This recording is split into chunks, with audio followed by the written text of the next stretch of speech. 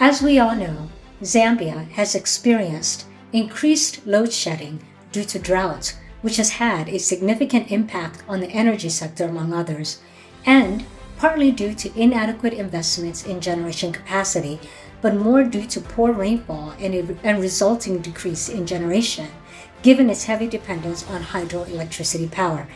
The downside to this load shedding is that it interrupts production equipment machines, business plans, financial flows, and communication and information flows.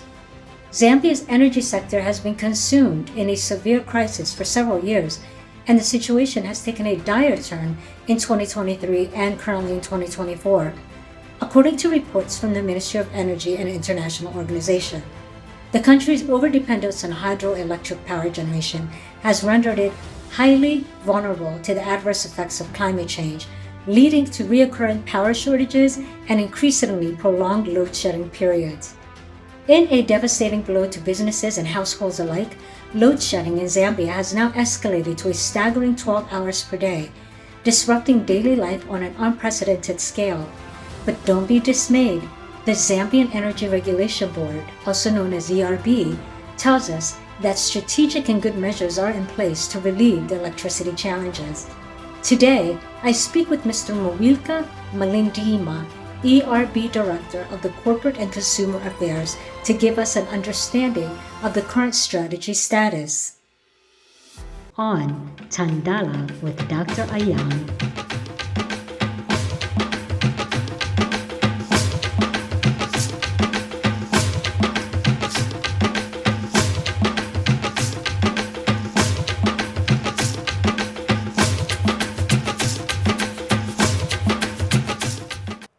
Welcome to another episode of Tandala with Dr. Ayan. Today we're going to be discussing a topic that is a hot topic all around Zambia, particularly here in Lusaka where I am. It's a topic in the kitchen, the topic in the offices, the topic with the vendors outside, and that's the topic of load shedding. So we have here a special guest named Mwiika Malindima, who happens to be the Director of Corporate and Consumer Affairs with the Energy Regulation Board, also known as ERB. So he's going to answer for all of us, including myself, some pressing questions about what's happening now, how we got to this point, and what the forecast is. So Mr. Mwiika, thank you so much for joining me and having this conversation with me. Thank you. It's good to be here on Tandala, and we'll be happy to provide details to the public. Awesome. So let me ask you with a broad brush question right now. What is the role of ERB and also your role with Consumer Affairs? Great. So the Energy Regulation Board is the country's energy regulator. Mm-hmm. It is the organization that is mandated to look into regulating everybody who's trading in the area of energy. Now, when we talk energy, we've got subsectors in the energy sectors. In Zambia, we have electricity, which we are really going to discuss here today. But we also do regulate the area of petroleum and also renewable energies and other energies that are coming on board. So the Energy Regulation Board, formed by an Act of Parliament, is the one that assists the country to regulate the market in energy sector. So, speaking to what we do in the function of corporate and consumer affairs. First off, let me start by saying that the Energy Regulation Board has 4 pillars on which it works, but one of those very key is that of stakeholder engagement. Stakeholder engagement is very important. For instance, in the area, in the time in which we are now, with issues of energy deficit that the country is going through, it's very important that the regulator goes to educate the public, talks to the general public about what is happening in the sector. And so that we, together with other stakeholders, the ones who are participating in provision of energy and the ones who are on the receiving end of energy, come together with solutions, for instance, with this energy deficit. You are aware, Dr. Ayan, that the president did declare an emergency as far as drought is concerned, and not so many, a few months ago, really. Now, what that has done is that over the period, we have got until the next 9 months, in which we'll be in this emergency period. And this emergency period has affected many. On the one hand, there's drought, and the drought has reduced the amount of rainwater that we receive as a country. That has had ripple effects on how we generate electricity. And as a result, the country has received less and less, electricity energy that we need for consumption at home and also for our productive areas. So this is where we are. We need then, as ERB, to come in and interact with the public and give them the information they need. That's a pretty broad and big role that the ERB is doing. And a lot of oversight that you all see also is not only ZESCO and all things energy that you all are responsible for. It's all energy. ZESCO is just one of our licensees. So we have a number of licensees in the country. In the petroleum sector, there's a number of them. Or people want to see a filling station, for instance, where they put their petrol or diesel in their car. But there are what we call OMCs, oil marketing companies, behind those. But specifically with the electricity sector, we do have a few others. Amongst these is ZESCO. ZESCO, as it must be understood, is a vertically integrated company that is, it generates and it transmits and then also distributes electricity to the customers. But there are other companies that are specifically just probably for distribution. They may not be able to generate. They purchase electricity from another source. They would then come and wheel it or push it through the ZESCO lines to the consumer. And consumers come in different categories. We do have the domestic consumers. Then we have the commercial consumers, the ones who are doing businesses, the small, medium-sized enterprises, all the way up into the mines, the big consumers of electricity. So we essentially, there are many players. Even just speaking to the area of electricity, there are a lot of players that are involved in these are the current players, not just ones that are eventually trying to come on board as well. Yes, so in terms of coming on board, maybe if you indulge me, in terms of coming on board, recently we have had new entrants in the energy sector, particularly electricity in Zambia. Most people in Zambia do understand we have the CEC, the Copper Belt Energy Corporation. We have Mwiika on Northwest Electricity Company in the northwestern part of the country. We have another one called Zangamina, again in the northwestern part of the country. But then we do also have a few other smaller hydropower stations that are working in cooperation with ZESCO. Lunsemfua, for instance, in the northern part of, I think that Lunsemfua is in the central part. Then we have Kalambo and in the northern part in Rwapula. So there are a number of these companies that work with ZESCO, and some are in partnership, some are on, they're on. But then the other category that is now growing is that of power traders. The government has promulgated a law that allows open access to the grid, the national grid.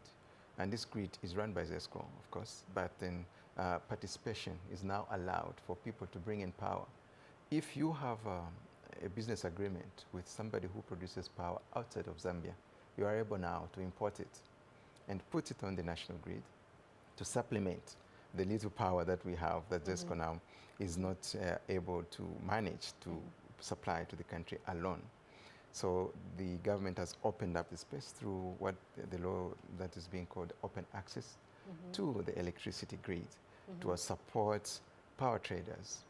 We have the likes of Grenco that is bringing in power into the country, and then you heard now just last week the president was in Mamba, where Mamba Energy now is also trying to extend its power and supply on the national grid with another 300 megawatts that they want to bring on board.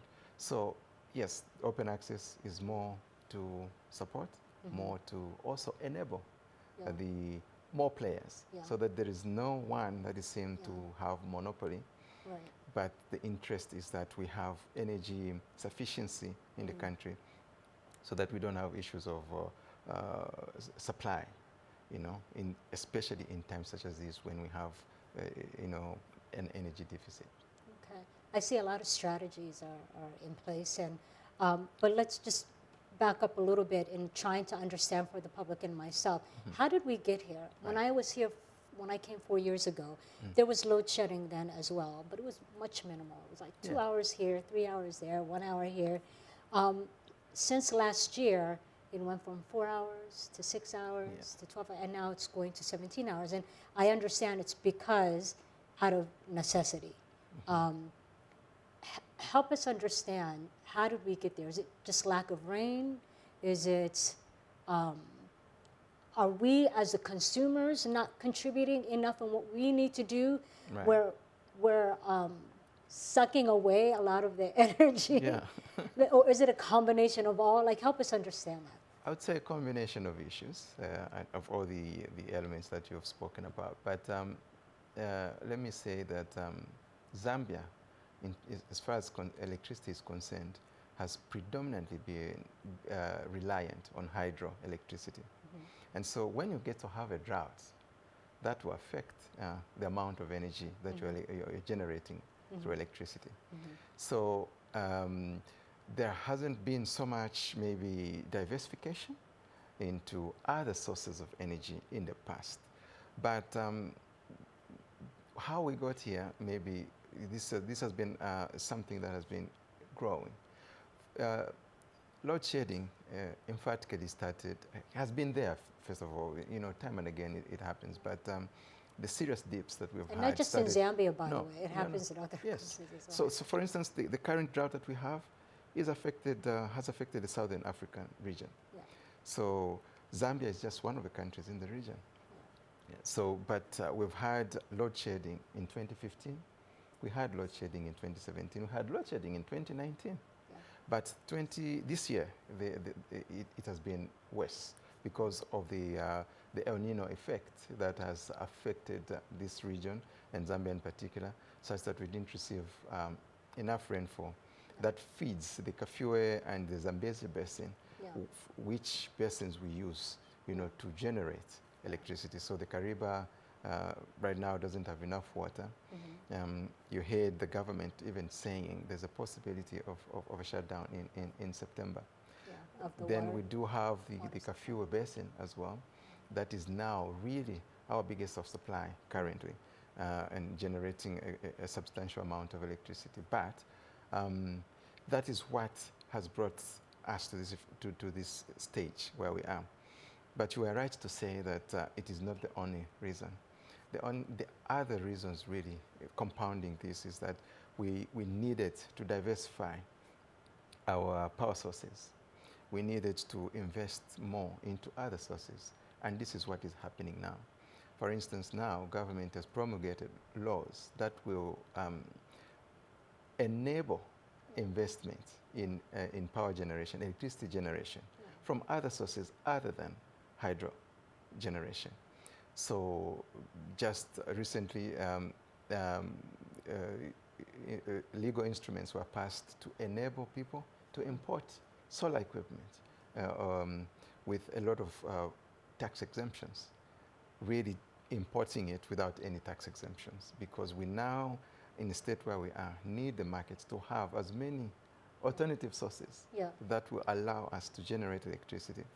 There is what is being called the solar explosion in the country that the president is very keen on, where he is allowing, he has allowed that through the ERB and working with the Zambia Revenue Authority and other players in the sector, from the economic and energy sector, to allow the importation of solar equipment into the country without stringent, you know, licensing procedures, and without any punitive, let me not call them punitive, any measures, say, to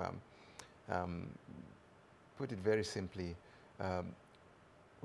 having removed the tax that is attracted in ordinary times. But these are special times. So the tax with which you are importing solar equipment has been removed. So for own use, you are using at home, or you have a business, you're a smallholder business, or you're a business in the country, you are able to import your solar equipment, put it up, and start producing your own power. There's another law, really, that is also encouraging this importation and participation of the public into in the solar explosion, which is being called net metering. If you've heard of net metering, the net metering is to encourage people who have excess power. They are generating their own power. It could be through solar, which is really what most people are going for.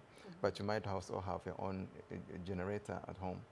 And you have sufficient power producing probably 2, 3, 4, 5 kilowatts in your home. And you're using 2 kilowatts or 3 kilowatts. The rest of that power, you're able then to wheel it, export it onto the ZESCO grid. So that then we have another source that is adding to these other sources that are bringing power on there. So this is now bringing citizen participation in producing power. So now we're going to have what we call prosumers, a person who produces power and as well as consume power. In the time that you're producing, you have excess, you put it on the national grid. It goes to help the other person. It goes to help another economic sector. But if you are in luck yourself, somebody else will be producing something that you can then draw on into your house and use. Hopefully that will be able to, with the statistics that we have now, able to maintain and probably maintain the hours of load shedding rather than go deeper into, breaching the 17 hours that has already been announced. So we all have equal responsibility. Some of that sounds complicated, but I can also hear the fact that it's very clear strategic steps planned out to help minimize this. And eventually we'll get to a point where it stabilizes and we get back to not needing to load shed at all. Is the fact that Zambia is landlocked a vice of this happening, like a big contributor of this load shedding happening? You mentioned earlier hydropower centers. And Zambia is blessed with a lot of rivers, and a lot of hydropower is generated from rivers. How many hydropower centers do we have? Are there more? Or is it going to take away too much of the water? Like, what, in that aspect, what is a part of the strategy? So we have a number of hydropower stations in the country, but most of the bigger ones are concentrated on the southern part of the country, which has been hardest hit. The northern part of the country has a few hydropower stations and smaller sizes, producing very few, some of them below 1 megawatt of electricity. But a megawatt is 1,000 plus, or multiply that is a lot of electricity. A megawatt of electricity is a lot. But most of them on the side are producing slightly below that megawatt. If you probably have heard that government has put in place now measures to try and see how they can tap into the northern parts of the country and bring on much more hydropower generation. Because the rivers on the northern part of the country actually don't run dry that much as we do on the southern side. Although we have the bigger generation on the southern side of the country. So this will supplement each other. So in the short term, really, the government has put in place measures such as the removal of tax, on the importation of equipment. I want to say, Dr. Which is a huge incentive. Yes, it is an incentive. It is a loss on the government, but the government is trying to empower people because long term, it is something that will benefit everybody in the country. And so these are good decisions that government is making and sacrifices that it's making in order to bring in solutions that will help, I think a lot of people don't know this because a friend of mine just recently told me that he's waiting for a huge solar thing that he ordered from outside. But now I'm going to tell him tonight. Do you know that you have a big tax incentive when this is coming in? So I think this conversation is good because a lot of people now will have an understanding of that. Yes. What can consumers like myself do to help assist in retaining and prolonging the energy supply that we have so that it doesn't snowball into what we're already predicting that it's going to affect the water supply? Right.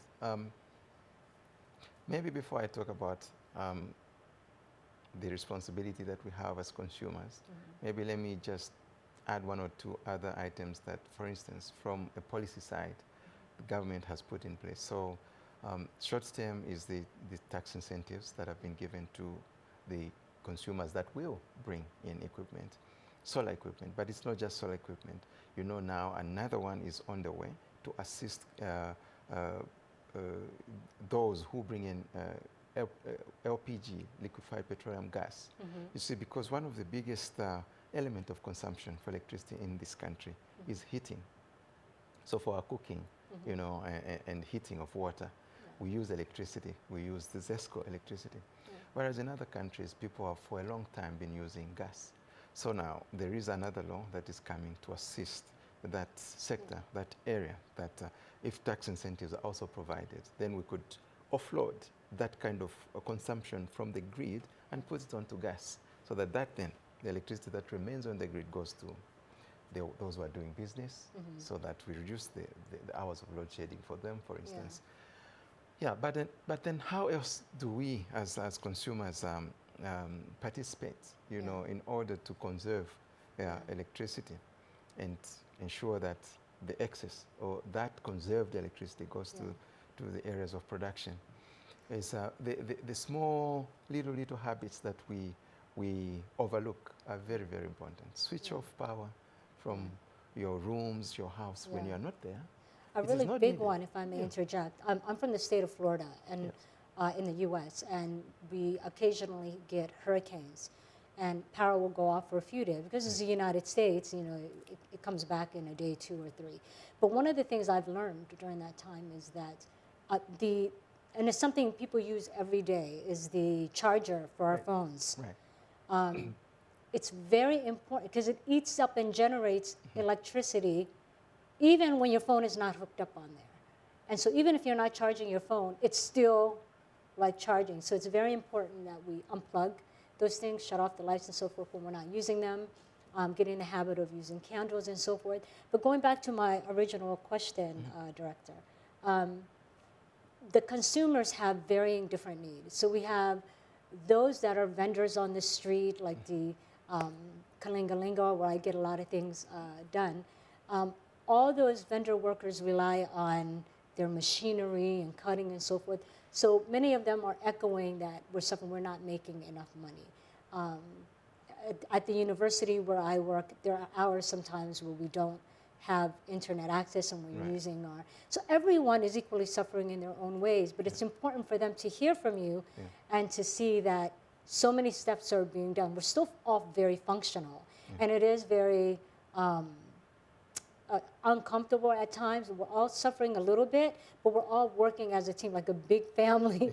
And it's important that we all also do our parts to make sure. So I want you to help the public understand that you and your entire team at the ERB, ZESCO, all those people involved are, because you're a part of consumers also. You're not separate from us. Help them understand. Many of them seem to think, because I talk to people in general as well, seem to think that there's priority for copper companies and big corporations and so forth, which is a necessity for the bigger economic pull for the country. But help them understand that no one really is above everyone else. That's priority set on what? What is priority set on? So priority is set on providing equal electricity to everybody. But this is only going to come from the pool of electricity that we have. And this is a dwindling pool. So you want to know that Zambia has been importing.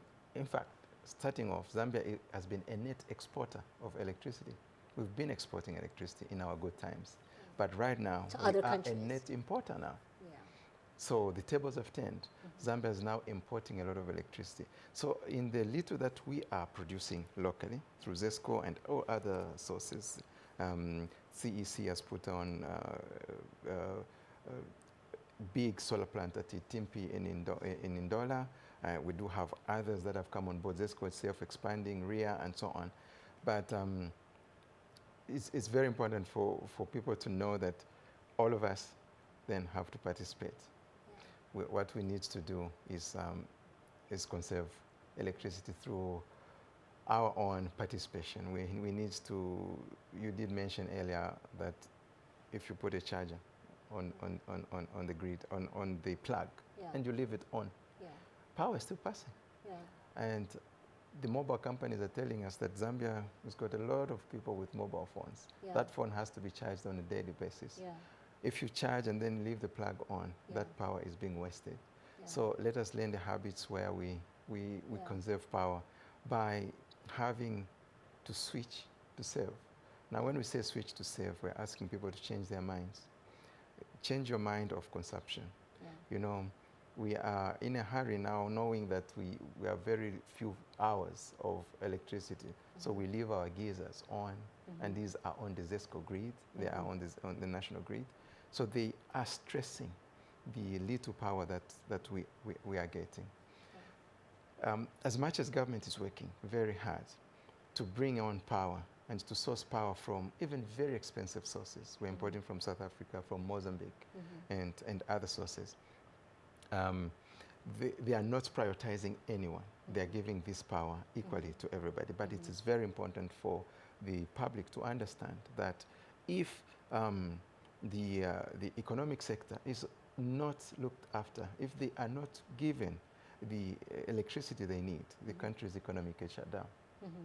So we would rather, in the little that is there also, is given to those sectors. But what government has done, in order to separate this, so that there is equal power for both the economic sector and the domestic use, is that they have encouraged power importers to bring. So power traders like Grenco, they're importing, and they're selling directly to the mines, for instance, so that it is not ZESCO that is bringing that power and taking it to the mine.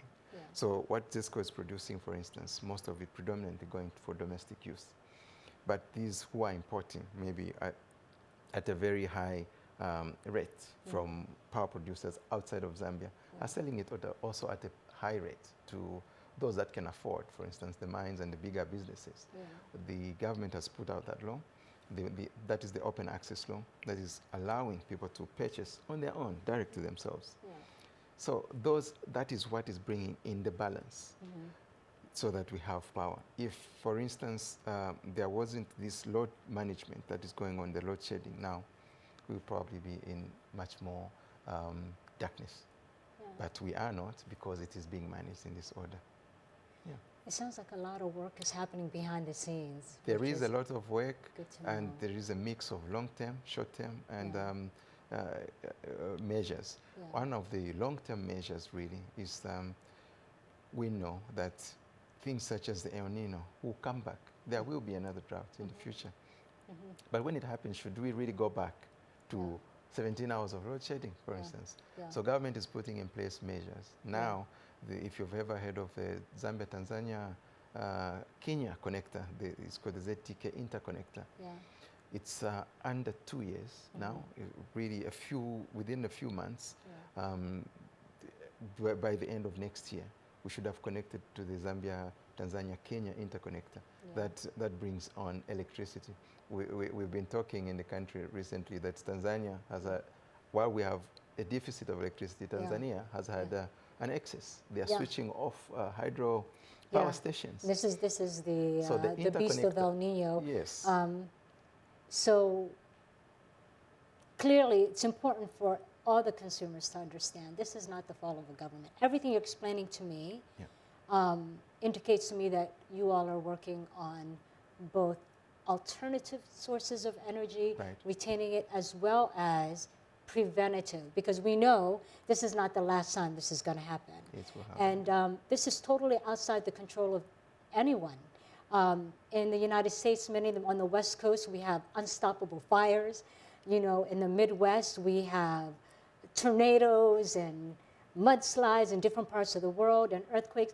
So everyone around the world is getting their share of challenges that they have to overcome as best as they can. So what I'm learning from you today is a lot of new things. I had no idea all these efforts were happening. We also, as consumers, have power in our hands to support. Absolutely. Solar energy is one. It's very important for everyone to hear and understand what he said, that there's a incentive for you to order anything that's solar related or anything that's going to help you with your power supply to come into the country. So what are some other takeaways? The fact that many things are being worked on as alternatives, preventative. You provided some information on what we as consumers can do. What is the projection? Like how, or do we not know? What is the projection? Should we be, once all these alternatives and other things you're working on come through, will the hours of load shedding minimize? Or is that still too hard to tell now? So it's going to have to be a combination of efforts so that we do not completely rely on hydroelectricity generation. The meteorologists have told us that we might have a relatively stable amount of rainfall coming in because they are predicting what they call a La Nina. Now, from an El Nino to a La Nina will have a little bit more water. But the amount of, the way we depleted water in this period of a drought is been rather too much. So it would take on quite a number of years. Now, for projection purposes, in order for us to go back to full capacity of electricity generation through hydro, it may take a year or two. But what will bring back electricity quicker is the add-on methods, alternative methods of electricity production. Solar. So solar is one of them. There is geothermal that is also being encouraged. So the government is encouraging more investors who can produce alternative. Mamba Energy is also going to produce through coal, the energy, electricity that is produced by Mamba. Yeah. They will bring on, by the end of next year, they will be bringing on board 600 megawatts. So as we end the year, coming into the middle part of next year, we will really begin to see the stabilization. And then once we now have back our rivers at full boom, you know, then we will probably be back to normal supply. How about we all do a collective prayer for rain? Yes, prayers. Prayer work. Let's have rain, and we'll get the water back. But really, what we're now trying to encourage from the regulator side of things, and when we look at government, is that let us not completely rely on hydroelectricity. Let us look on to the alternative sources of energy, and these will really help us not to be reliant on hydro. And when we do that, we will start having a little bit more independence and more power as a result, more electricity. And solar power and solar energy, I mean, Zambia as well as other African countries are blessed with sunlight. Yes. Sunlight.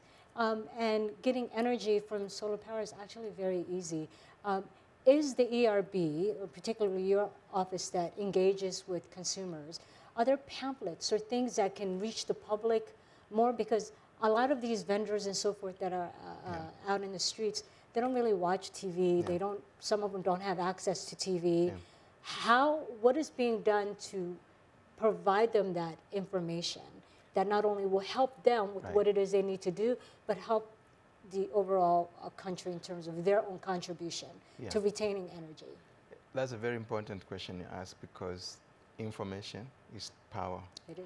So over the past few months, adding on to the methods of our communication with the general public, with our consumers, there's a team that has been formed, a task team that does a weekly brief to inform the public what the government is doing, what interventions are being put in place, and how the public can participate in order for us to mitigate the effects of the energy deficit that we are currently facing.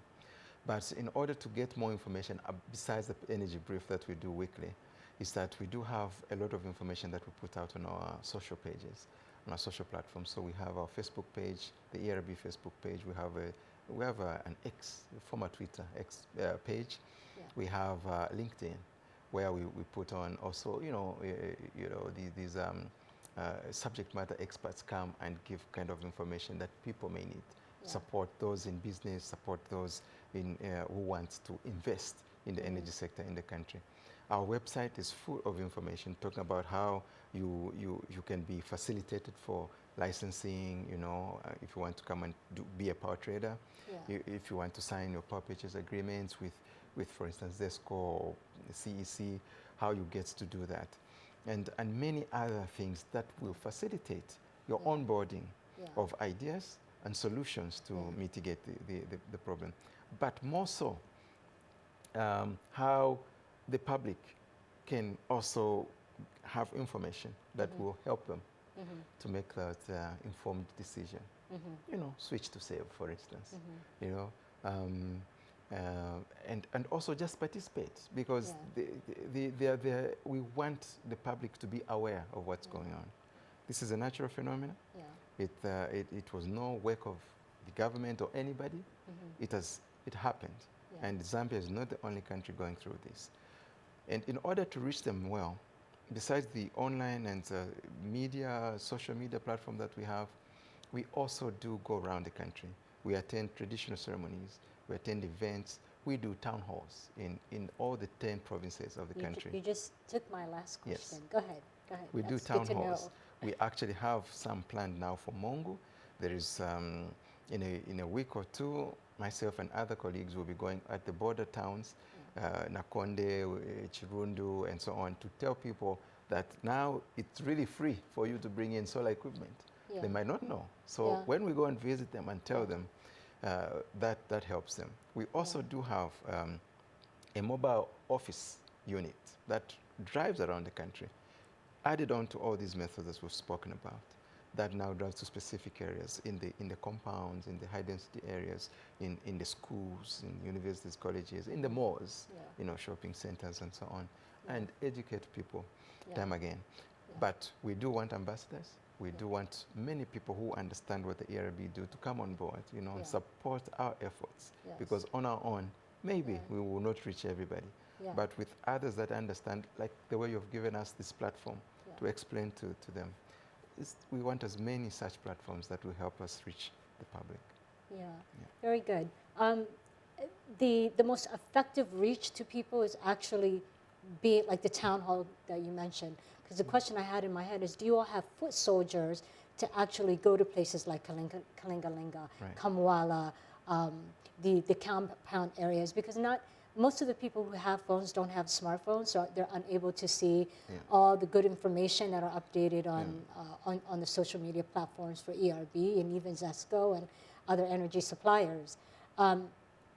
So are you all going to expand more on that? And you mentioned, do you need volunteers for ERB to be out there and tell them, especially the information of what they can do to contribute? We're open to suggestions. We want as much. Our objective is to ensure that everybody is informed of the possibilities that are there in the energy sector, so that they can be able to participate. Government is enabling the energy sector for participation for everybody. And the ERB plays a critical role to ensure that that happens. We put out the necessary legislation, we put out the necessary laws, regulations rather, that will support that onboarding. And so we do want to work with as many people that would allow us to reach the community, to reach the public, in order that they are informed, and then they make those informed decisions. Okay.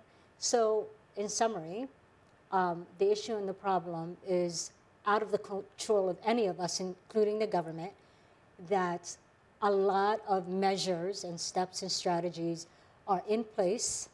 A lot of alternative energy supplies are both effective and coming, and you provided some good information of what the consumers themselves can do. So in saying all that,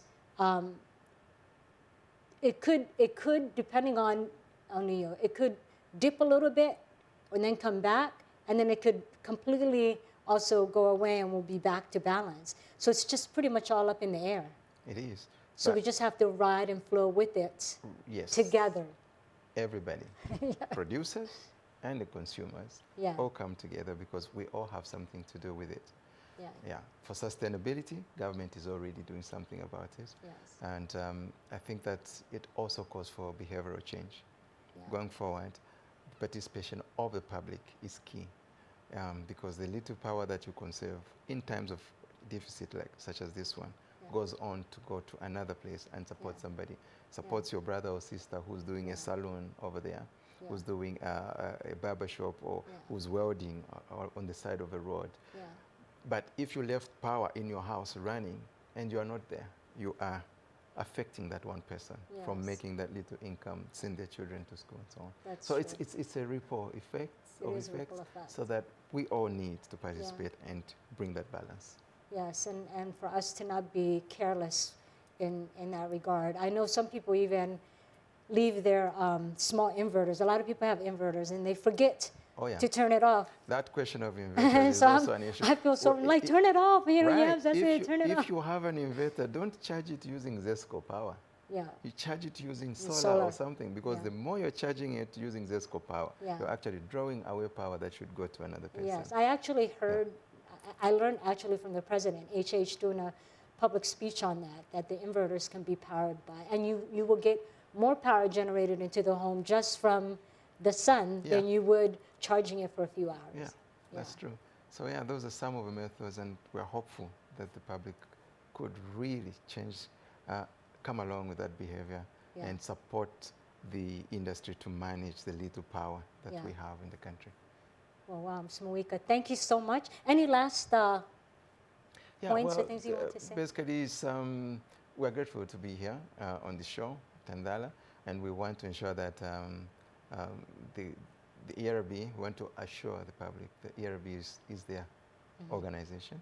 You're able to walk into there, even if you have complaints, because we do deal with complaints in my department. If you have any complaints, like a few people have been sending in complaints about being loadshedded in particular areas. So we do attend to those and assist the public. So come on to ERB, interact with us, come on to our Facebook and social media pages, our website, and give us ideas, if you want, of how we can work together. Thank you. And volunteers to be foot soldiers in their communities. Yes. They come and get lessons from you, and then they share it with people out there. We'll be very happy to work with those. Yes. Thank you so much, Mr. Mwiika. Thank you. It was a pleasure for you to give us this important information. I feel like I'm an engineer now. Thank you. Welcome. Now I'm going to study more. Thank you so much for being part of the $10 program.